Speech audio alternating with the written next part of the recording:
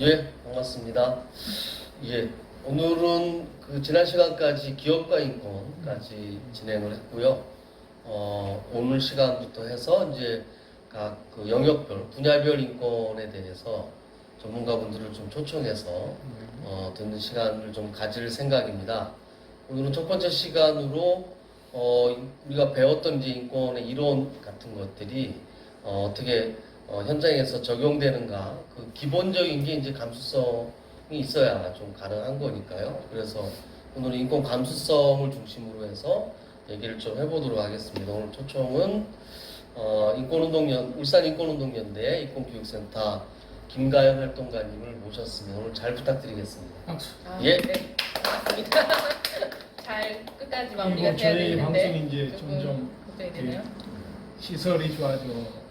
그거 있나요? 아니 부끄럽습니다. 그래서 이거는 마이크까지 좀 예, 있습니다. 소리가 좀 좋게 나와야 될 건데 다소 소리가 좀 안 나오시는 분들은 직접 듣지 말고 이어폰을 꼽고 들으면 조금 더 소리가 잘 들릴 수 있을 것 같습니다. 그래서 오늘 뭐 감수성 얘기를 해야 되는데 요새 그 뭐 성인지 감수성, 뭐 인권 감수성 이 얘기들이 많이 나오잖아요. 그래서 좀 민감하게 이제 반응하는 이런 것들이 좀 있어야 되고 바로 다음 컷에서 나오겠지만 저희가 이번 이 강의를 시작하기에 앞서서도 과제로 이제 인권 감수성 테스트도 한번 해보는 거를 해봤었잖아요. 그래서 좀 그 아직은 그런 감수성 테스트 이런 게 좀 낯설긴 한데 이번 기회를 통해서 한번 해본 경험은 되게 다들 요 수업의 동기를 유발하기도 하고 좀 좋았다는 평가가 좀 많이 있어서 그 얘기를 감수성을 좀 더 깊이 내 감수성이 어떤가를 테스트 말고 실제 이제 사례나 다양한 사진을 통해서 한번 점검해보는 시간이 제일 좀 도움이 되는 시간이지 않을까. 인권교육 근데 시간에. 감수성 하면은 사실 이게 굉장히 지금도 좀 생경한데 네. 옛날 감수성으로 떴던 코미디가 있어요. 아, 개콘 얘기하시는 개콘에 거예요? 나왔던 예. 감수성 한때 아주 잘 나갔던 맞습니다. 것이고 연식이 좀 되는 사람들은 감수성을 그렇게 이해하지 않을까 하면서 이제 뭐 본격적으로 시작을 해야 되는데요. 우리 가연 씨가 네. 동 선생님께서 이제 진행을 주도해 주시면 같이 그 네. 얘기하시는 거 가지고 같이 토론을 좀 해가면서 진행하면 될 것 같습니다. 네, 제가 지금 오늘 준비한 것 같은 경우에는 네. 이제 기존에 같이 수업을 진행했던 방식 그대로 제가 준비를 했어가지고 교수님 두 분께서 네. 학생이다 생각하시고 네, 같이 알겠습니다. 이야기 나누면서 들을 수 있으면 좋을 것 같습니다. 네. 제가 수업 예. 대표님 수업 준비하실 때 예, 이제 예. 인권 감수성 테스트 하셨다고 네, 말씀하셨잖아요. 그 결과는 혹시 어떻게 됐는지 한번 잠깐 들어볼 수 있을까요? 그 최저점은 얼마나 나왔던가요? 12점인가. 12점. 예. 저는 20점이 나왔던 것 같고. 근데 되게 좀 그 놀랬던 거는 이제 학생들마다 좀 차이가 다 다양한데 정말 인권에 대해서 내가 좀 많이 좀 알고 있다라고 생각한 학생이 이제 그 글을 보내왔는데 그래서 나는 좀 알고 있을 것 같은데 라고 하면서 했는데 한 20 몇 점이 나온 거예요. 그러니까 이게 물론 이제 이 감수성 테스트 자체가 인권에 대한 기본적인 지식을 전제로 하잖아요. 물론 감수성을 높이는 것도 뭐 갑자기 진공 상태에서 감수성이 높아지는 건 아니잖아요. 그래서 어느 정도의 인권에 대한 개념의 이해라든가 인권에 대한 그 지식을 기반을 해야 감수성도 따라가는 거니까 그래서 내가 알고 있었던 모호한 것들이 아마 테스트를 통해서 이 구분이 돼버린 것 같아요. 네, 그래서 쉽지는 않았던 것 같아요. 학생들이. 최고점은 네. 얼마가 나왔나요? 최고점 학생들 중에는 70점이 최고점이었던 저는 것 같아요. 85점 나왔는데 분포를 보면은 조금 재밌는 게 의대생하고 간호대생이 점수가 높은 게 아무래도 그쪽은 인권 침해 소지가 굉장히 높죠. 의과대학이라는 게 이렇게 수직적인 그렇죠. 문화이고 네. 간호도 이 진짜 막 태원부터 그렇죠. 수직적이기 네. 때문에 그쪽에서 오히려 가능성이 높게 나오더라고요. 교수님은 감수성 얼마큼 나오셨습니까? 네, 저는 하다가 네. 그 컴맹이다 보니까 네. 어떻게 진행이 안 됐고. 진행이 안 됐어요. 그러면 교수님은 저는 제가 98점이 이렇게 나왔는데요. 그 인권을 업으로 하고 있는데 100점이 안 나왔다고 사퇴해야 되는 거 아니냐 뭐 이런 비판에 직면했었습니다.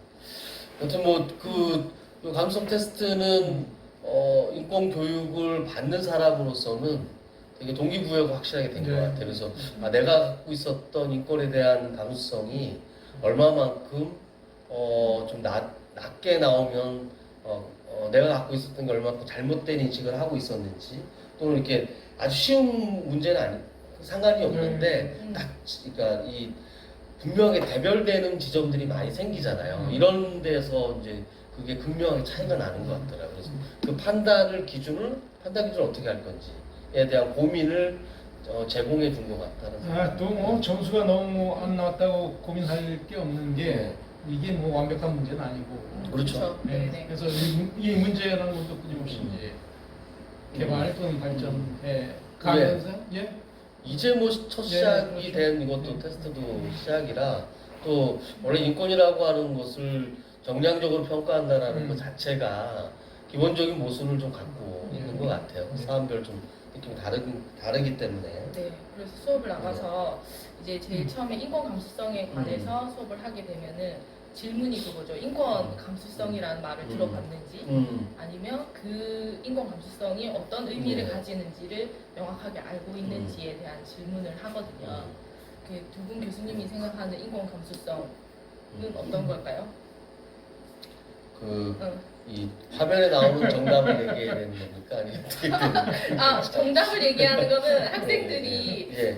했으면 좋겠고 예. 두 분 교수님은 이제 전문가시니까 자기 개인이 가지고 있는 인권 감수성에 대한 정의가 저는 개인적으로는 필요하다고 생각을 하거든요. 그래서 두 분이 어떻게 생각하시는지 조금 궁금하네요. 글쎄 저는 그냥 책을 통해서 인권 감수성을 배워가지고 네.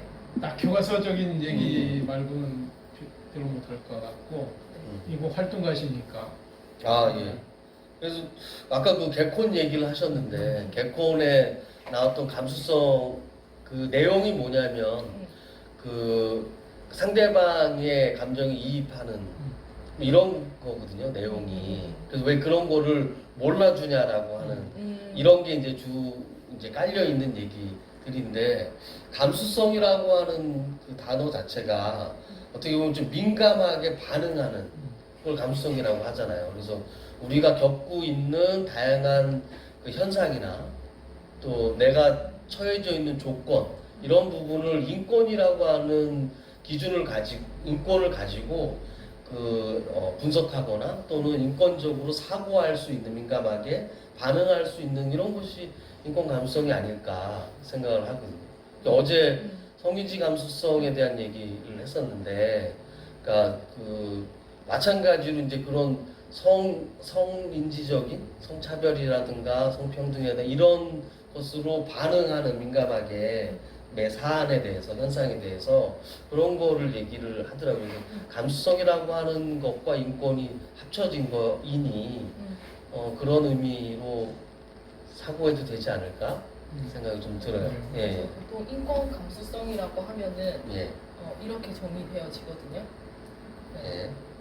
일상생활에서 그렇죠. 만나는 다양한 자극이나 사건에 대하여 매우 작은 요소에도 인권적인 요소를 발견하고 적용하면서 인권을 고려하는 것. 이건 이제 국가인권위에서 만든 인권 감수성의 정의라고 할 수 있거든요. 근데 되게 좀 뭔가 쉬운 듯 하면서도 좀 어려운 말들을 나열해 놓은 것 같은 느낌이 들잖아요. 분명히 읽었는데 정확하게 무엇을 말하는지 잘 모르겠는. 그렇죠. 그래서 이번 시간을 통해서 이제 이 수업을 듣는 학생들이나 이 영상을 보시는 분들 같은 경우에는 나만의 내가 정의 내릴 수 있는 인권 감수성은 무엇인가에 대해서 한번 찾아보는 시간을 가질 수 있으면 좋을 것 같습니다. 네. 네. 자, 그러면 다음으로 넘어갈게요. 이제. 네. 네. 제가 지금 이 화면 다음에 어떤 화면을 하나 보여드릴 건데요. 그 화면에서 가장 먼저 내 눈에 띄는 단어, 글자, 문장 이런 것들을 한번 봐주시면 좋을 것 같습니다. 혹시 화면에서 보이는 네 보셨나요? 못 보셨나요? 봐야 네. 되는 거군요. 그쵸? 네 집중해서 한번 이 네. 화면은 아닐 것 같고. 이 화면은 아닙니다. 다음 네. 화면에서 네. 이제 제가 한 3초 있다가 화면을 다시 바꿀 건데 그 3초 안에 내 눈에 가장 먼저 띈 거를 네. 한번 찾아주시면 될 것 같습니다. 1, 2, 3. 글쎄, 혹시 저는 뭐 나이가 있어서 네, 안 보였어. 그 아주 선명해 보이는 글자들만 그렇죠. 딱 내용. 흰색으로 딱 네. 나왔던 차별, 혐오 이런 부분이 보이고요. 나머지는 애써 보여요. 어두워서 네. 그런 건 잘 안 보여요. 네. 네. 이게 화면으로 보시는 분들은 좀 선명한 화면으로 보실 수 있는 건가요? 안 그럴 것 같은데. 네. 아니면 이 사진을 한번 나중에 띄워주시면 예, 예, 예. 네네 좋을 것 같아요. 제가 수업을 가면 이제 이 방금 했던 것처럼 한 3초에서 5초의 시간을 드리고 어떤 문장이라든지 단어를 찾아보도록 이야기를 하는데요. 지금 보면 진한 글씨로 나와 있는 거 한번 읽어주시겠어요?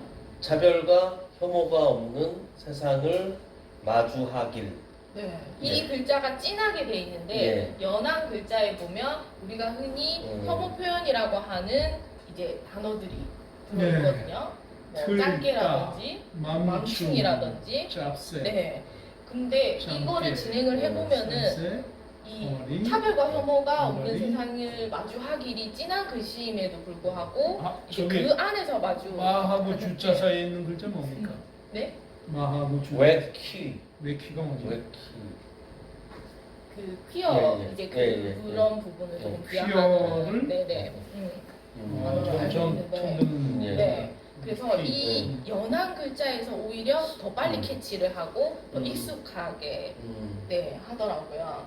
학생들의 경우에 그쵸. 네. 제가 수업을 나가서 진행을 해보면 어. 좀 시간을 길게 주면 이 글자가 진하기 때문에 문장을 만드는데 이제 그냥 짧게 3초에서 5초 봤을 때는 캐치하는 거는 사실은 혐오 표현이 더 빨리 캐치가 되는 느낌이 있더라고요. 나이 차입니까? 어떤 나이 차이는 조금 더 익숙한 보는 힘. 보는 힘? 예. 시력. 시력. 예. 네, 그래서 방금 봤던 그 화면은 이게 국가인권위에서 이렇게 엽서 같은 걸 만들잖아요. 네, 거기에 이제 공모전에 나온 얘기더라고요. 그래서 오늘 우리가 계속 이야기해 볼 거는 인권에 관한 것도 살짝 이야기를 하겠지만 그 뒤에서 우리가 얼마나 무엇을 어떤 시각으로 바라보고 발견할 수 있는지에 대한 질문들을 계속 드리게 될 것 같아요. 네. 그래서 그 안에서 이야기를 나눠보면 좋겠습니다.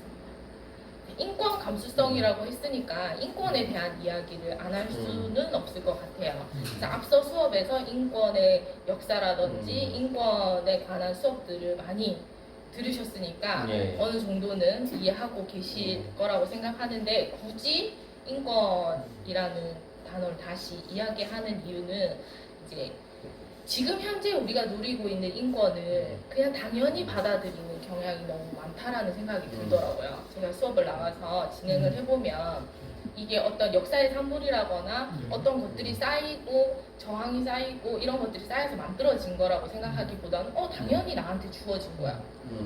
그냥 당연한 거야 라고만 생각을 하시더라고요. 그래서 우리가 인권 감수성을 배워야 되고 인권에 대해서 배워야 되는 가장 중요한 이유 중에 하나가 우리가 지금 만들어가는 이 인권이 나중에 우리 다음 세대에 당연하게 받아들여질 수 있는 인권의 수준을 결정하는 거라고 생각을 해서 이제 그런 역사에 대한 거를 잠깐만 짚고 넘어가도록 하겠습니다. 앞에 화면 다시 한번 네. 볼까요? 그래서 human rights라고 쓰면서 네. 저게 소위 무지개 빛깔에 관심 있는 겁니까? 아니면 어떤 갈구하는 어느 쪽에 더 관심 있는 걸까요? 개인적으로는 그 두 가지를 다 내포하고 있는 다양성과 다양성과 무엇을 없는 그 어쨌든 저항도 함께 갖고 추구해가는 거, 네네. 찾아가는 것을 네. 아울러 얘기합니다. 네, 그래서 당연히 주어지는 게 아니고 우리가 행동하지 않으면 그것이 사라질 수 있는 거고 우리가 얼마나 행동하느냐에 따라서 다음 세대에 어느 정도의 인권을 물려줄 수 있는지를 결정할 수 있다는 생각이 듭니다. 그래서 과거의 여성은 뭐 남편 재산 정도로 여겨졌잖아요. 그렇죠. 그리고 그 옆에 있는 거 보면 이제 노예제, 그렇죠. 그래서 대화를 할 수 있고 말을 할 수 있지만 그냥 인간으로서의 대우를 받지 못하고 그냥 가축 정도로 여겨지고 또 이제 산업화가 시작되면서 아동 청소년의 이제 인권이 열악하다고 이야기하지만 사실 그 전에는 훨씬 더 열악했던 그런 아주 다루기 편하고 값싸고 그런 노동력으로만 활용됐던 이런 사람들, 이런 시대들이 이 사람들이 그냥 가만히 있기만 했었다면 지금 현재 우리가 당연하다고 생각하는 인권이 만들어지지 않았을 거라는 거죠. 그래서 사람도 아니고 어떤 재산이라든지 가축이라든지 노동력으로만 평가받던 사람들이 끊임없이 도전하고 저항하고 그렇게 해서 만들어진 게 지금 이제 현재의 인권이다라고 한다면 이제 이 정도 인권이 이루어졌으면 이제 그냥 좀 이제 됐지 않나? 라는 말도 많이 듣거든요. 제가 수업에 가면 여성 인권 하물며 학생들 같은 중고등학생들 같은 경우에도 과거 옛날에는요 여자들이 진짜 침해를 받았던 것 같아요. 근데 지금은 이제 괜찮지 않아? 이제 저희가 역차별 당하고 있어요. 남학생들이 저희가 역차별 당하고 있어요. 여자들이 지금은 훨씬 더 높은 지위에 있어요. 라고 이야기하는 걸 너무 많이 듣거든요. 그래서 이제 그 인권에 대해서 이제 조금 말들이 많이 나오다 보니까 이제 그만 좀 했으면 좋겠다라고 하는 사람들도 있고 이만하면 됐다라고 말하는 사람들도 많이 있거든요. 그런데 사실은 아직까지도 그렇지 않다라는 거죠. 여전히 저 광고 혹시 보셨나요? 도구 아니요. 제품 광고였는데요. 이제 흑인이었던 모델이 처음 나오고 그 모델이 이 도구 제품을 쓰고 나서 백인으로 변신하는 거예요. 네, 그런 광고가 나와서 이제 인터넷 광고로만 나왔었고 그게 이제 문제가 돼서 이제 그 화면을 내린 거거든요. 그리고 그 옆에 있는 사진 같은 경우에는 이제 어린이 노동 착취 문제라든지 그리고 요즘에 많이 나오는 여성 폭력, 성폭력, 폭력 문제, 난민 문제라든지 아직까지 우리 사회에서는 끝나지 않고 계속 인권은 발견되어지는 것이라고 하는데 계속 문제들이 발견되어지고 이런 것들이 연결되고 있거든요. 그래서 우리가 어떤 인권 감수성 교육을 늘 준비하면서 제가 가장 크게 느끼는 거는 우리가 이 고민들을 놓치지 않아야 된다라는 건데 인간이 얼마나 존엄하게 사는 게 존엄한 삶이 뭔지 아니면 인간답다는 건 뭔지 그 존엄한 삶의 조건들이 우리가 시대가 변하면서 계속 바뀌고 있잖아요. 거기에 발맞춰서 나가고 있는 건지에 대한 이제 고민들이 깊어질 때 인권이 확장된다고 생각이 들거든요.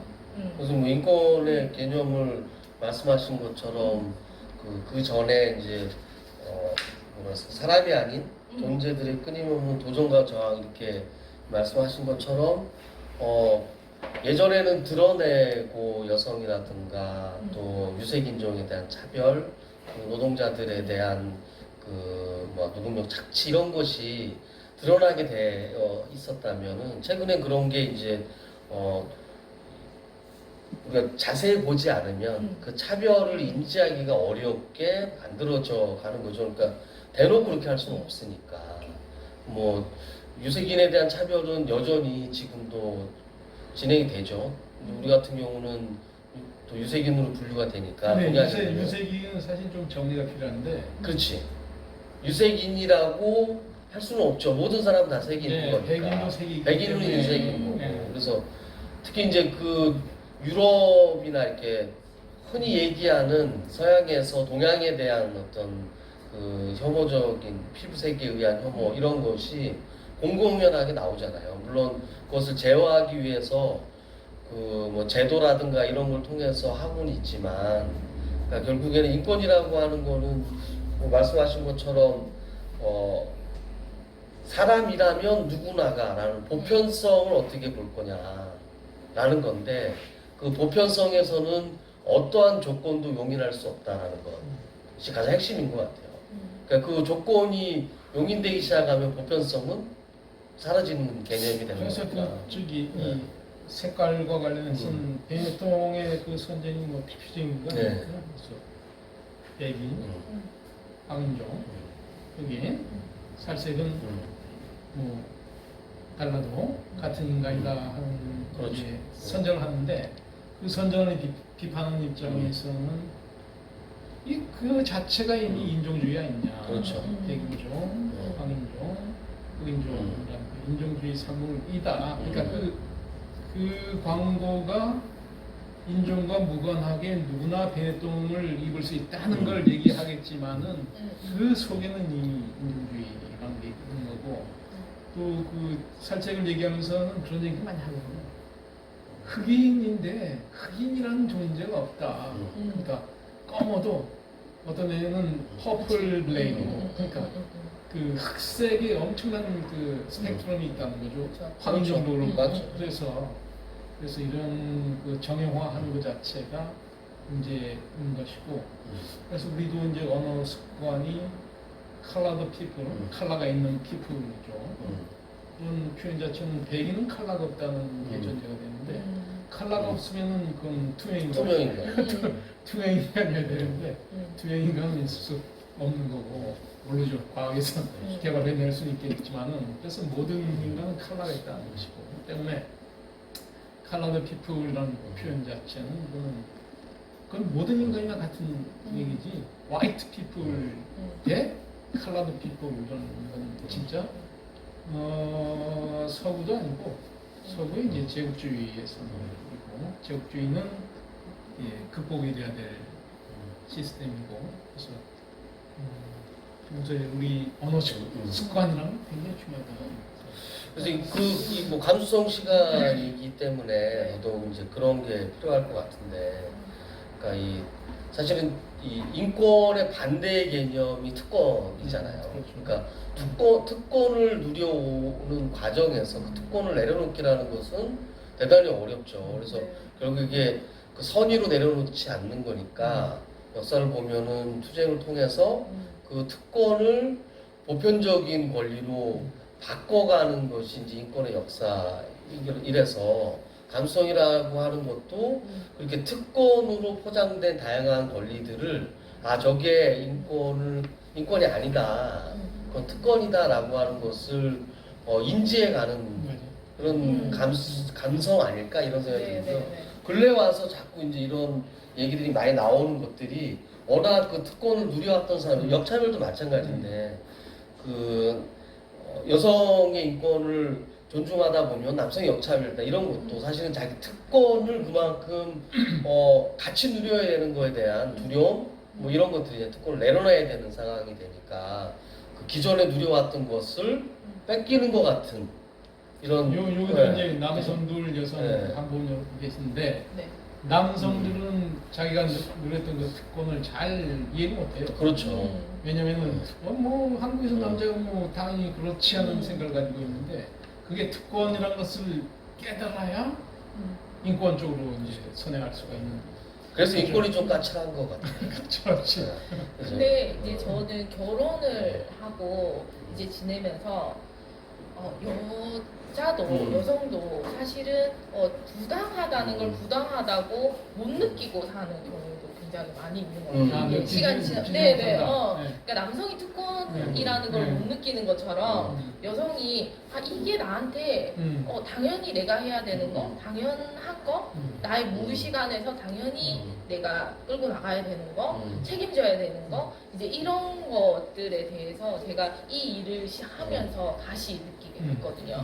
근데 원래 뭐 그런 게 이 특권을 누렸던 사람들은 대부분 권력을 또 동시에 같이 갖고 있는 사람이기 때문에 특권을 옹호하고 방어하기 위해서는 다양한 그 영역에서 논리들을 만들잖아요. 문화가 그런 것이고 그쵸. 또 교육이 맞아요. 이런 것이고 언론이라고 하는 것을 통해서 끊임없이 네. 학습을 시켜가는 거죠. 네. 그건 당연한 거다.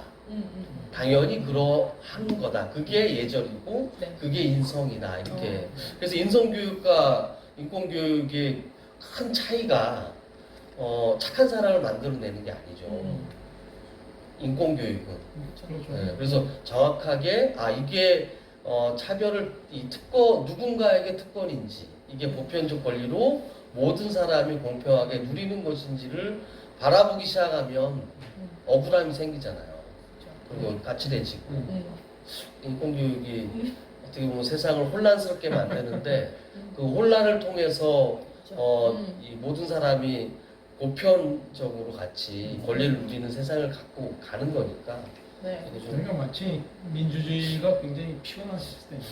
그렇죠. 민주주의 굉장히 피곤한 거예요. 독재가 아주 편하고.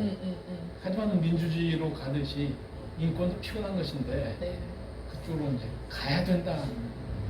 편안하면은 누리고 있는 사람들만 편안한 세상인 거니까요. 네. 그래서 정리가 된 네. 걸로 하고 네. 넘어가겠습니다. 너무 많은 얘기가 있어서 네. 그래서 지금부터는 그런 것들을 한번 사례를 통해서 발견하는 것들을 한번 해볼게요. 저는 아까 제가 처음에 질문을 드렸었잖아요. 그게 교수님이 생각하시는 인권 감수성의 네. 정의는 네. 무엇인가에 대한 저는 두 가지가 있다고 생각하는데 그 중에 먼저 이제 말씀드릴 수 있는 게 이제 여기 나오는 그 단어인 것 같아요. 다른 빛깔의 이제 공감이 인권 감수성이 아닌가. 그래서 뭔가 나랑 다르고 내가 잘 이해 못하는 거라도 그럴 수 있겠다 하고 생각하고 넘어가는 거 그거에 대해서 평가하지 않고 우리가 100% 공감할 수는 없잖아요. 다른 사람의 상황이나 이런 그렇죠. 것들에 대해서 그렇지만 내가 이해를 하지 못하더라도 그럴 수 있겠다 정도로 넘어갈 수 있는 거 거기에 딴지를 걸지 않고 너 왜 그렇게 해? 라든지 이런 말들을 하지 않고 넘어갈 수 있는 게 이제 그런 거라고 생각하는데 질문을 드릴게요. 7살 저희 아들이 지금 초등학교 2학년인데 네. 7살 아이 9살이네요. 그쵸. 예. 네. 하지만 7살 네. 아이가 가질 수 있는 7살 때의 모습이었습니까? 아닙니다. 아니요. 다른 나이입니다. 네. 네. 김재동 씨가 어디 방송에 나와서 예전에 그런 얘기를 한 적이 있었어요. 그 어디 유치원 행사에 갔는데 이렇게 다른 아이들이 네. 나가려고 줄을 서 있는 거예요. 네. 그래서 옆에 있는 친구한테 야 너 요즘에 고민이 뭐냐? 막 이렇게 물어본 거예요. 그래서 걔가 갑자기 막 까불까불 하다가 갑자기 눈물이 막 차오르면서 막 울먹울먹 하면서 뭐라고 얘기했을까요? 7살이 갑자기 눈물이 차오를 정도의 고민, 7살에 사는 데 자체가 힘들다. 사는 게 힘들다. 교수님은 어떻게 생각하십니까? 앞에 뭐라고 했다고? 응? 조건. 너 요즘에 조건은 어딜 가다가? 아니 행사에서 네. 이제 김재동이 나가는 차를 기다리면서 옆에 아이한테 물어본 거죠. 7살 아이한테. 너 너 요즘에 요즘 고민이 고민이 뭐니? 뭐냐? 고민이 뭐냐? 고민. 글쎄 7살 근데 그 아이는 그 고민이 뭐냐는 말을 듣자마자 눈물이 차오른 거예요. 너무 고민이었던 거지. 앞으로 뭐 먹고 살까? 뭐 먹고 살까? 네. 여기에서 나왔던 고민은 이거였어요. 갑자기 눈물이 막 차오르면서 막 엄마가요 저한테 물어보지도 않고요 자꾸 밥을 국에 말아놔요 하면서 막 울었다는 거예요. 근데 이 장면이 그 예전에 방송 중에 승승장구라는 그 약간 토크쇼 프로그램이 있었는데 거기에 나가서 이제 김지동이 막 얘기를 한 거예요. 그래서 저 사진에서 보이듯이 막 모든 사람이 막 빵 터져서 웃는 거예요. 네. 근데 저는 제가 생각할 때 우리 어른들이 어떤 아이들이 고민이라든지 예를 들어서 그 9살인 저희 아들이 이거 사는 거 너무 힘들다고 막 이렇게 얘기를 하면 크게 두 가지의 반응을 보이거든요. 첫 번째 한 가지는 이제 야단치시는 분들이 계시죠. 우리 뭐 조그만 게 뭐 이렇게 얘기하거나 아니면 지금 이 화면처럼 막 웃거나 귀여워서 그래서 이 아이는 근데 귀여운 상황이 아니잖아요. 본인이 누군가한테 질문을 받자마자 눈물이 차오를 정도로 스트레스를 받고 있는 상황이었던 거죠. 진지한 답을 한 거네. 그쵸. 굉장히 진지했던 거죠. 근데 우리는 이 아이의 마음도 이해할 수 있지만 엄마의 마음도 이해할 수 있잖아요. 아침 시간에 바쁜데 밥 한 숟갈 더 먹여서 보내려고 바쁘게 말아서 막 이렇게 주는 거라고 저는 생각을 했는데 좀 다르게 생각하시나요? 아니 난 궁금했던 게 왜 자꾸 밥을 그게 말아놨을까? 그러니까 저는 이렇게 생각했거든요. 그러니까 아침에 생각보다 바쁘잖아요. 뭔가 지금 출근 준비하고 애 유치원 갈 준비하고 그러면 이제 밥은 먹여야 되겠고. 근데 아이들이 다 앉아서 이렇게 급하니까 빨리 먹고 갈게 이렇게 안 하니까 말아가지고 빨리 이렇게 입에 넣는 거죠. 입에 그래서 넣는 뭐 거죠. 그렇게 해본 적이 없어서. 그러니까 이건 뭐 저기 각 가정마다 상황이 그래서 어쨌든 다르지만 여기서 이야기하고 싶었던 것은 우리가 어른들이 이 웃으면서 넘어가는 이 이야기가 이 아이에게는 굉장히 중요하고 심각한 문제일 수 있다라는 거를 그렇죠. 공감하는 거. 아 그럴 수 있었겠다라고 생각하는 거. 얘가 좀 그 얘기를 했었어야 될 것 같아 엄마한테. 나는 밥하고 따로 좀 먹고 싶다는 걸 진작 좀 했으면. 근데 저는 생각할 때 과연 안 했을까? 이런 생각도 들어요. 그러니까 어떤 식으로든 표현을 했을 것 같은데 그렇죠. 안 어떤 먹는- 식으로든. 그쵸. 안 먹는다고 하거나 뭔가 뭐 울면서 앙탈을 부리거나 뭐 막 이런 여러 가지 것들을 그래서 했을 이런 것 요 같은데. 문제에서 이제 이게 아이가 눈물을 글썽일 정도의 고민인데 이걸 부모한테 잘하지 못한, 그러니까 정확하게 의사를 표현하지 못하는 것들이 뭐 인권으로 인권 까칠해서 그런지 모르겠는데, 그러니까 학교가 그런 거거든요.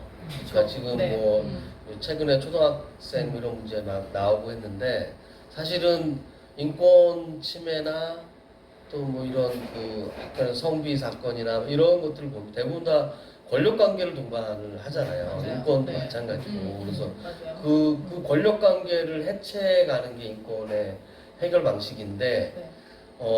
자기의 의사를 정확하게 전달할 수 없는 관계, 그쵸. 그러니까 기본적으로 존재하고, 그래서 그런 게 아무리 그런 것이 잘 없다 손치더라도 나이에 의한 위계의 문제도 있고, 그래서 정확하게 이제 표현의 방식의 문제도 있을 수 있지만 이게 정확하게 전달되지 않는 것도 구조적인 문제라는 거 분명히 있을 수 있다라는 네. 거고, 그래서 그게 이제 왜 그걸 정확하게 의사 표현을 하지 않았어?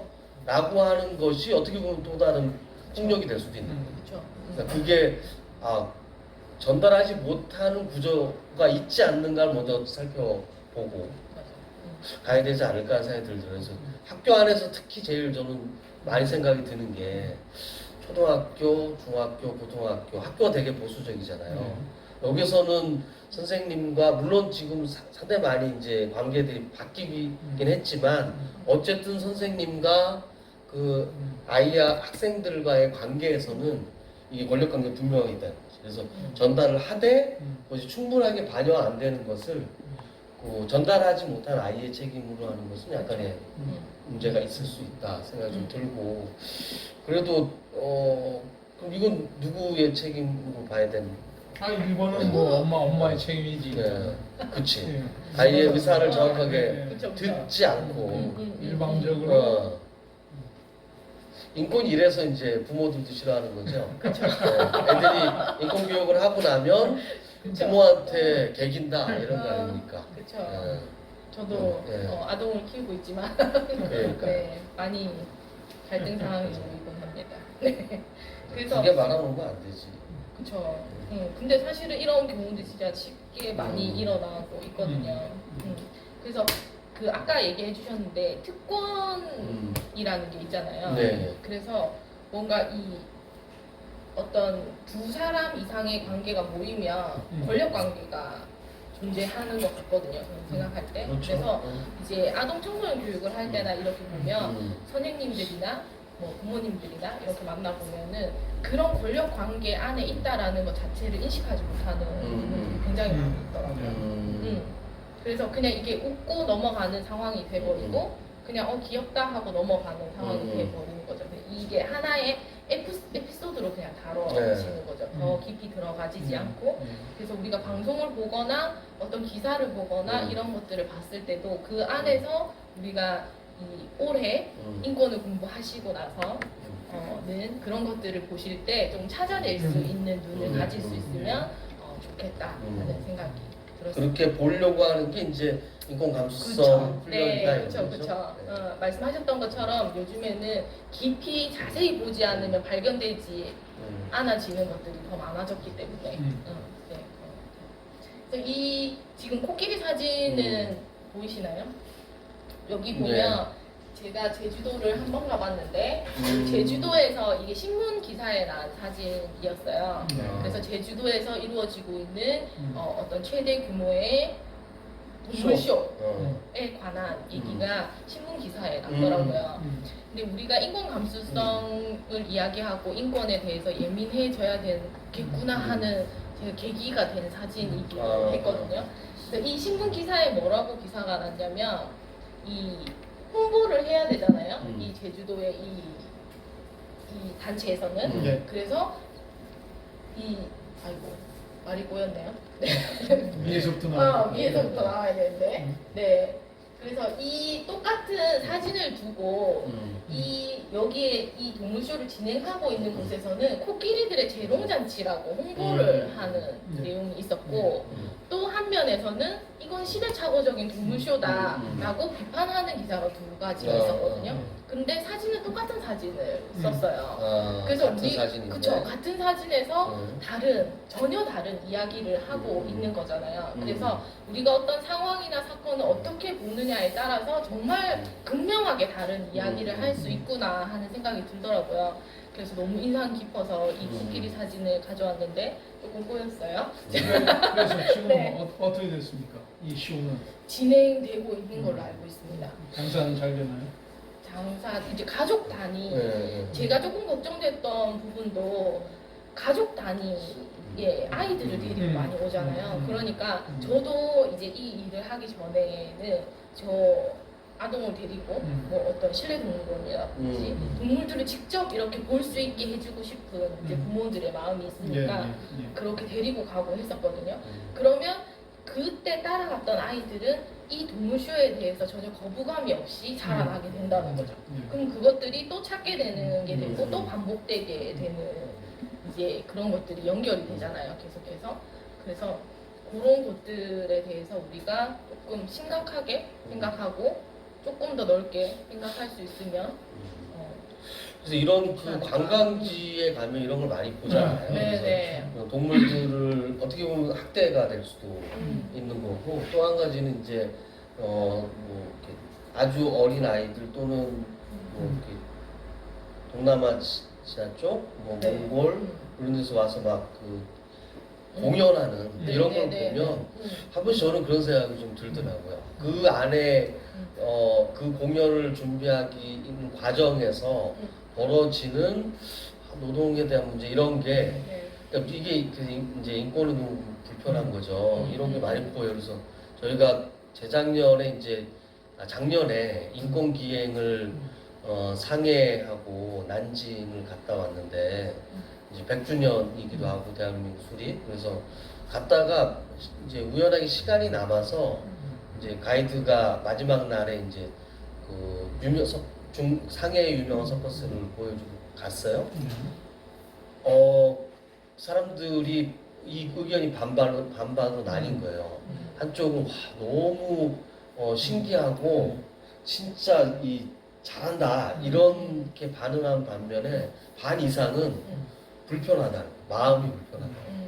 그 공연을 보면서 마음이 불편하게 느껴진 거예요. 서커스. 예.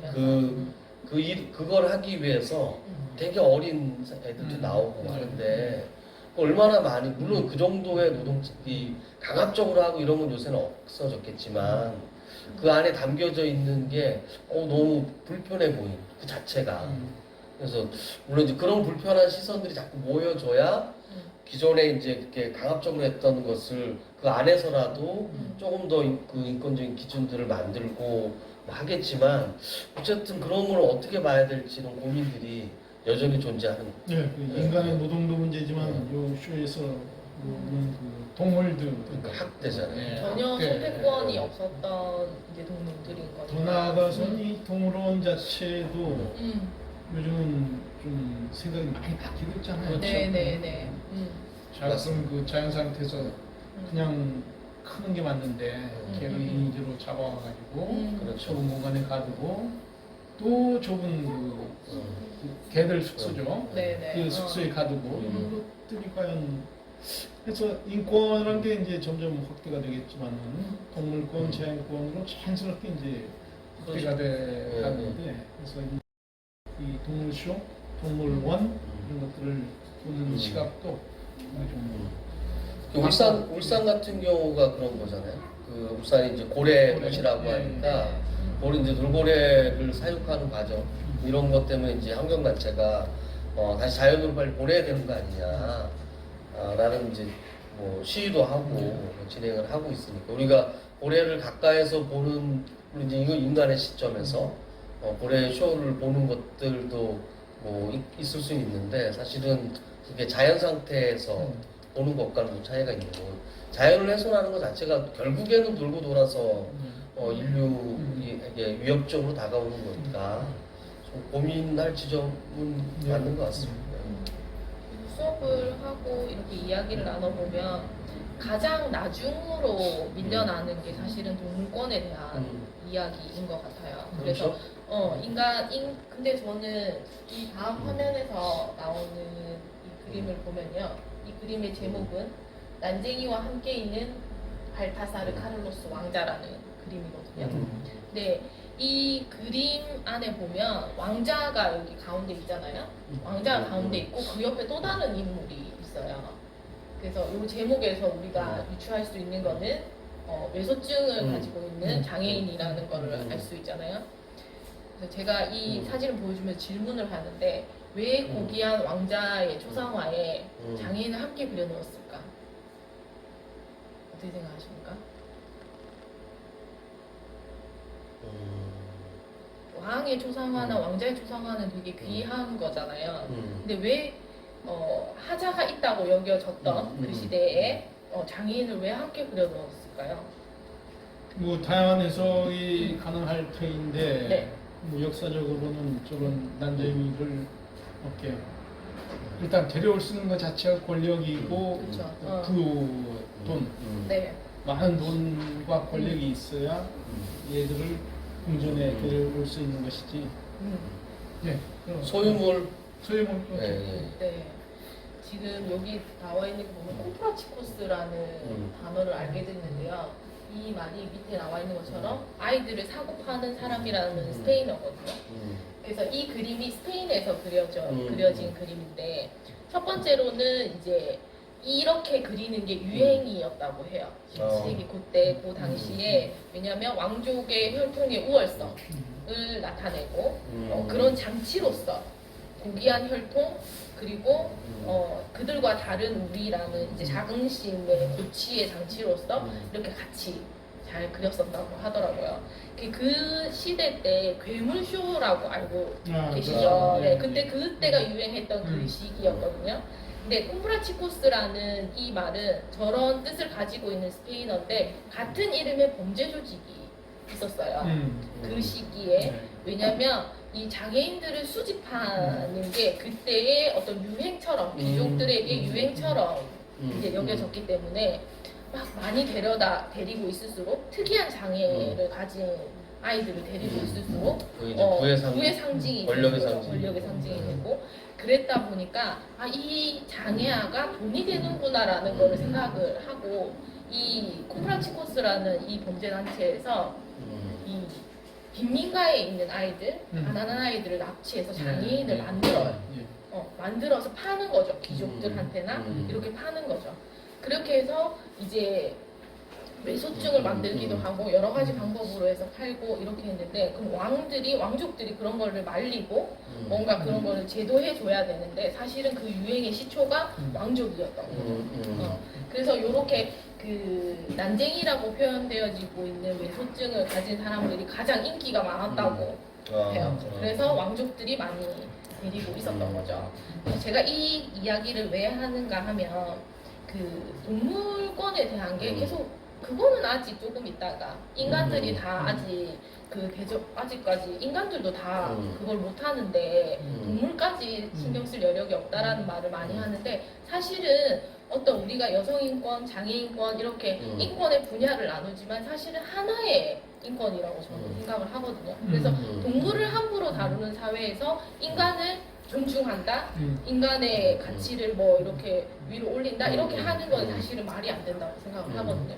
그래서 동물로부터 시작돼서 그 다음에는 가장 약한 인간의 집단으로 그리고 그 옆에 집단으로 옮겨 이 혐오라든지 이런 것들이 옮겨가는 것은 사실은 굉장히 쉽고 굉장히 그 간격이 좁은 거죠. 그래서 동물권은 나중에, 아동 청소년 인권은 나중에, 여성의 인권은 이만하면 됐으니까 나중에라는 말이 사실은 말이 안 되는 말이라는 걸 꼭 말씀드리고 싶어서 네, 이 홈브라치코스라는 네, 이 그림을 가지고 왔습니다. 근데 거기서 약간의 이제 논쟁은 좀 있을 수 있을 것 같아요. 그러니까 그 동물권을 인권의 영역으로 어떻게 해석을 할 건지는 논쟁이 있을 수 있다라는 생각이 들고요. 그러니까 이게 뭐 장애를 갖고 있는 그러니까 이거는 이제 결국에 이 전제는 사람이라는 거예요.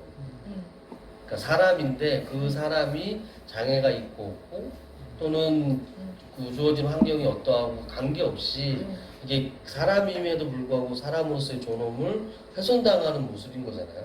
소유물이 되고 아까 계속 말씀하시고 또 그 김관 선생님 말씀하신 것처럼 이게 그 권력의 상징 전유물 또는 그 장식품과 같이 느껴졌던 것이 인권으로 해석될 여지가 많은 건데 이것과 동물을 같은 개념으로 보기에는 좀 어려울 것 같아요. 저는. 그래서 그 동물의 권리, 동물권 이런 것들에 대해서 점점 확장돼 가는 건 맞는데 그게 같은 선에서 사람의 보편적인 권리와 같이 놓는 것은 아직은 좀 논쟁적이다.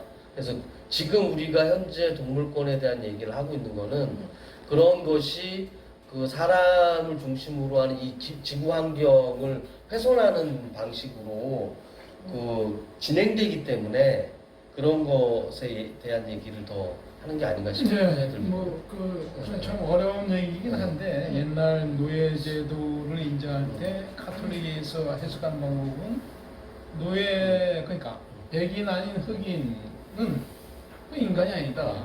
인간이 아니기 때문에 물건이고 동물도 물건이고 그렇죠. 그래서 물건이고 때문에 이 물건을 어떻게 하든 간에 그거는 인간의 자유라는 생각이 있었는데 그러니까 이걸 이제 좀 연장시켜 보면은 인간의 삶이라는 게 결국은 그 인간만이 아니고 동물, 또 식물, 자연과의 공생하는 삶인데 그렇죠. 그래서 그 공생이라는 생각을 하지 못하면 그 인권의 마인드도 이렇게 소위 감수성이 증진되기는 어렵다는 차원에서는 김 선생님이 충분히 맞고 그다음에 뭐 일단은 그 인간 그다음에 동물 자연으로 이제 넓혀가는 게 단계가 아닐까 그 말씀도 그러니까 이제 그 부분에 대한 논의들이 이제 진행이 돼야 돼. 이제 환경인데 환경을 두 가지 차원으로 보는 거죠.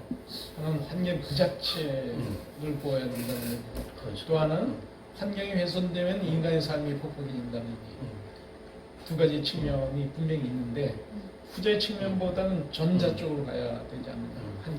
환경을 그 자체로서 보호해야 되는 거고 인간의 삶 때문에 환경이 훼손되면 대기가 어떻게 되면 우리 삶이 어떻게 된다. 이런 거는 굉장히 소위 수준이 낮은 차원의 문제이다.